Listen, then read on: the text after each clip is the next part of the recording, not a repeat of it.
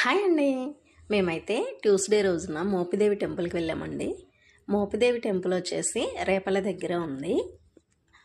సుబ్రహ్మణ్య స్వామి వారి టెంపుల్. ఈ టెంపుల్ మీలో కొంతమందికి తెలిసే ఉంటుంది, తెలియని వాళ్ళ కోసం చెప్తున్నాను.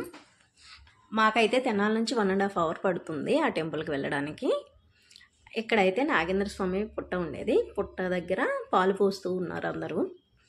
ఆ రోజు షష్ఠి రావడం వల్ల రుద్రాభిషేకాలు చేస్తున్నారు. భక్తులైతే భారీగా తరలివచ్చారు. ఆ రోజు రుద్రాభిషేకానికి చాలామంది ఉన్నారు భారీగా.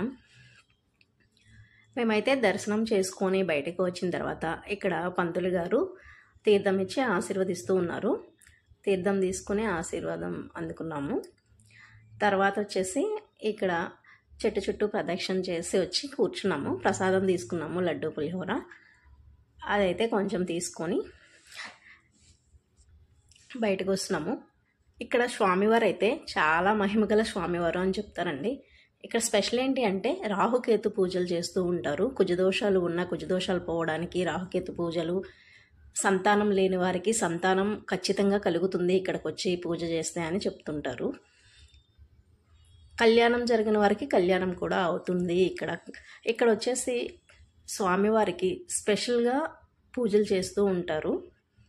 స్వామివారు అయితే చాలా మహిమగల స్వామివారు. అనుకున్న కోరికలు అయితే ఖచ్చితంగా జరుగుతాయి. ఎందుకంటే నేను చాలాసార్లు వెళ్తూ ఉంటాను, నాకు కొన్ని జరిగాయి. సో అందుకే చెప్తున్నాను. Thanks for watching. బాయ్.